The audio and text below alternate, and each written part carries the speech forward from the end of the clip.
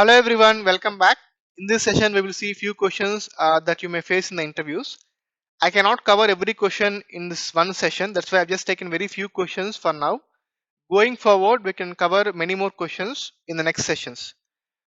So before we go further, please keep in mind that these questions will not be exactly same what you may get in the interviews because the interviews can be based on different factors. It depends on the person who is interviewing you and depends on the knowledge he has in Power BI and the scope of the project and which company are going for the interview. There are many factors involved that you may face the questions in the interview. But I am going to give a few questions that you may expect in the interviews, but not exactly same. But this will help you in answering few questions, even though if you don't know how to answer the questions. So just see in that way, but don't see that we only get these questions. So do also your own research because this will cover most of the questions, but still there will be few we may not even know what they will ask. So that's why I just want to tell this before we go into the questions. And also the questions can be from different topics. It can be from Power BI desktop, from Power Query questions, and data modeling questions, Power BI service questions, and a few visuals, DAX, and HSS tabular or multidimensional also. Sometimes depends on the company you're going, and also some ETL questions. So if you're going for a role of both SSIS and BI together, they can also ask you about SSIS questions or any other ETL tool what they're expecting you to do in the company. So before we go further, I'll also want to tell one more thing. In Power BI, there are no set of questions for 1 plus years of experience, 2 plus or 3 plus or 4 plus.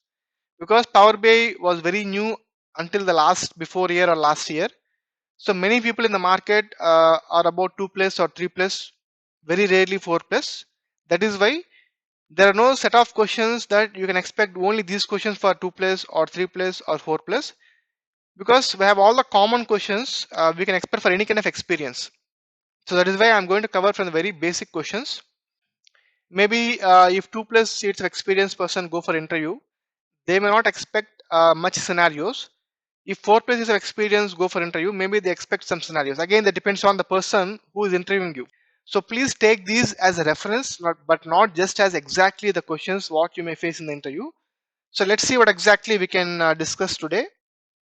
So I'll just start with very basic questions. The first one is architecture of Power BI. It is very standard question and straightforward question, and also there is no different answers for this one. We have only one set of answer for this. We have different sources available from SQL Server, Excel, or Oracle. There are different sources. From that source, we can take data to Power BI desktop, which is our desktop environment for Power BI, and there we develop the reports. We do data modeling, we do Power Query operations, we develop the reports, we write DAX and everything. Once everything is done, we publish the report to Power BI service, which is our cloud-based deployment service from Power BI, where we can use that to share the reports to different people in the organization, and we can see those reports in the mobiles or tabs or PCs. That's a general architecture we have in Power BI. But if you are going for on-premises deployment, we can use Power BI report server instead of Power BI service. That's the only thing will change, but everything is same. And for data refresh, we also use data gateways in between. Maybe you can also elaborate, that's up to you, but this is simple thing we can tell about architecture of Power BI. And second thing is, what are different connectivity methods available in Power BI? So we now have three different methods. One is import mode, other one is direct query mode, and third one is mixed mode, which we also call them as composite models. So that's the simple answer for this question. If they ask you to elaborate what is import, what is direct query, and what is composite models, you can tell further. And what is different between import and direct query? This is a common question you get in the interviews, because without knowing this one, we cannot even develop the report. That is why it is very common question. You can expect 90% of the interviews wherever you go. Import is a very common connectivity method in Power BI Desktop. It can be any kind of data source. It can be SQL Server or Excel or Oracle or any kind of web APIs, whatever it is. This is a common method we use. So once we use this method, it will load complete data into Power BI Desktop and store in the Power BI Desktop. If you have 1 lakh records in the source level, it will pull everything into Power BI and store here.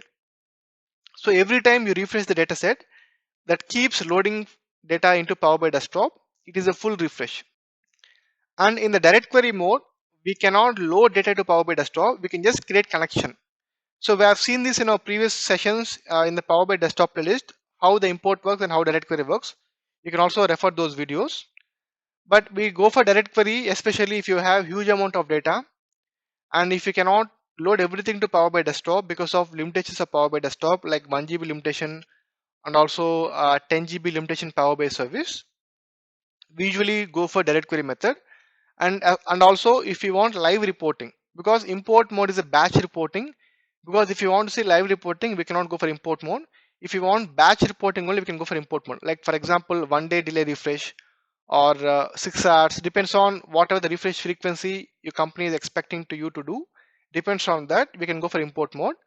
And if you want live reporting, we can go for direct query mode. Of course, this is the primary difference between these two. There are many advantages and disadvantages, like import is fast compared to direct query because data is already present in Power BI desktop. That is why it will not go back to source every time to pull data. That is why it is very fast. And direct query mode, if you try to do something in the Power BI desktop level or in the Power BI service level, it will send back some queries in the backend to the data sources and pull everything at that point of time. That is why bit slow, we can expect some latency in the reporting. And also in direct query, few DAX functions will not work, few Power Query functions will not work. In the import mode, everything will work without any issues. So if you want to leverage more DAX and more Power Query operations, we can go for import mode. If you don't want to leverage more DAX and more Power Query, we can do everything in the source level, like all the union operations, all the filter clauses, and all the joins, whatever you want to do, you can do everything in the source level. If you just want to see the output of the query result, you can use direct query mode. Of course, we can also use DAX here, but in general, if you are using direct query, it is recommended to use all the operations in the source level, data source level. And that's the primary difference between these two. And also in the import mode, we can schedule the refresh up to 8 times a day if you are a pro user. And direct query mode, we no need to refresh because it is a live connection. We don't want to refresh the data because it's always live reporting. And the next question is about data sources. So this is also one of the common questions you face in the interviews. So for example, let's say you are working on SQL Server in your company and you're going for a new company where they use Oracle or maybe MySQL or PostgreSQL, whatever it is. They may just want to know like whether you're familiar with these sources or not. So you can tell exactly what you have worked on. Even I've worked just 8 to 10 sources so far in my experience. Maybe in future, if I go to a new company, if they use different sources, I have to adopt those sources. That's the only thing we can do. It will not stop you to get a job if you work on different sources compared to the source what they're using in their company. So that's why you can just tell what are the source you worked on in your company. That would be enough. And composite models, why we go for that? So we know it is a third method we use in Power BI. So if you want to combine both import mode and direct query mode together, then we call it as composite models, which we call as mixed mode. So we have seen this in our previous sessions in Power BI desktop playlist. So for example, we generally know if you have big tables, big fact tables, if you don't want to import everything to Power BI desktop, we can use only fact tables at direct query, and we can use dimension tables which we don't change frequently in the backend. We can use them as import mode. So we can use a combination of dimension tables as import mode and fact tables as direct query mode, where we can also improve the performance of the report refresh frequency. That is one of the common scenarios we go for composite models. So you can also tell these things in the interview. And limitations, we know this is a common question again. We have 1 GB limitation in Power BI desktop, and we have 10 GB limitation in Power BI service. So 1 GB limitation means Power BI file size. So even I've told this in our previous sessions in the Power BI desktop list. If you keep loading data to Power BI desktop, the Power BI file size keeps increasing.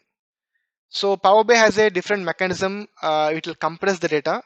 We have Vertipack engine in the backend. So this is the same engine for Power BI desktop and also for SSIS tabular model. So even if you load millions and millions of data, the data keeps compressing and stored in the Power BI desktop. That is why even if you take millions of data, the size will be very small. But still, if you have very huge amount of data, like billions and billions of data, in that case, or even more millions of data, the file say the Power BI, the PBX file says may go up to 1 GB or even more. In that case, we cannot publish the report to Power BI service. That is one limitation. Other one is we have 10 GB limitation in Power BI service per workspace per user. So because once you're done with the reporting in the Power BI desktop, you have to publish back to Power BI service. In that case, based on your reporting size in the Power BI desktop, the same space will occupy in Power BI service workspace. If you have more number of reports in Power BI service, in that case, the size in the Power BI service also will keeps increasing. So let me show you that. So here, if you go to any workspace, for example, if you go to the ServiceNow workspace, if you click on these three dots and if you go to the settings and manage group storage, here we can see how much space was used in this workspace. So maximum we can see 10 GB. So depends on the number of reports you publish to this workspace, the dataset size, whatever we have, that will accumulate this space. That is one limitation. If you don't want these limitations, we have to use Power BI Premium. Maybe we can discuss about this in next sessions in the interview questions. What are those and how we can use that. But there is a video separately for Power BI Premium. You can also check in Power BI service playlist. What is Premium and why we go for that? I've explained in detail. So please also watch that video if you have any questions on Power BI Premium. And next thing is about the filters. You may also expect this question. So we have majorly three different type of filters in Power BI Desktop. We have page level filters, report level filters, and also visual level filters. So for example, one report has multiple pages. It can be only one page or two page or 10 pages also, or even more than that. So if you would like to filter one visual, we can go for visual level filters. If you would like to filter one specific page for all the visuals, we go for page level filters. If you would like to apply filter for all the visuals and all the pages, we go for report level filters. These are the three different filters available in the Power BI desktop. So we can see that in the right hand side filter pane where we can apply the filters in the report level. And next one is parameters versus filters. We have seen this in last video in detail. What are these filters and what are the parameters and when we go for that. So to tell about this in interviews, how we can tell is filters are like sliders in the report. Once we load data, then we can use filters. Parameters we cannot use after loading data. Parameters will help to load the data at the data source level. Parameters are not just only connection parameters. In the last example, we have seen connection parameters about different servers and databases. It is not only that. If you remember, we have something called Power BI template files. So even there also we use parameters. We call them as PBIT files. So it is you can tell this for this question. We have .pbit files, which is Power BI template files. So if you would like to restrict the data coming to the Power BI desktop, we can create some parameters in the data source level, in the Power Query level. Based on the parameter whatever you pass there, the data gets filtered completely in the report, and only that data will be taken to the Power BI desktop. So even in that cases, we can go for parameters. Filters is a common thing. So yeah, you can tell in these things. In PBITs or template files, we can use parameters. Or if you would like to restrict something in the data source level, we can use parameters. And next question is what kind of reports you develop and about some custom visuals you worked on your projects. So this is something about project specific because not everyone will work on same project. I mean same kind of business. Few may work on financial projects, few may work on operations projects, few may work on HR projects, and there are many different domains, different streams we can expect in the company to work on the reporting. So you can tell what kind of reports you develop in your real time. And if they ask about custom visuals, also this is not mandatory because maybe for example, if you are developing a report with 2 pages, in that report you may not even require to get custom visuals. But in few reports you may require to get custom visuals. So that is why it is not mandatory that a person should use custom visuals. But yes, most of the times we use the custom visuals in the reporting. So you can tell what kind of visuals are used in your real time.